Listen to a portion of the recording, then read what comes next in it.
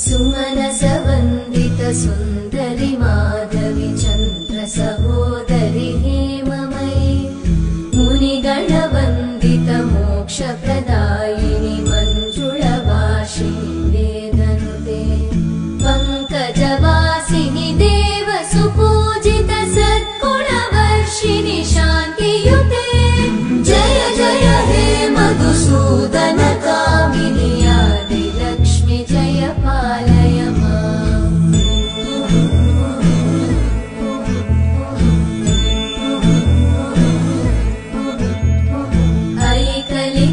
ऐकलिकल्मषनाशिनि कामिनि वैदिकरूपिणि वेदमये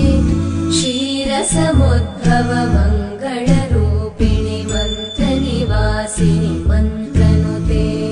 मङ्गलदायिनि अम्बुजवासिनि देवगणाश्रित पादयुते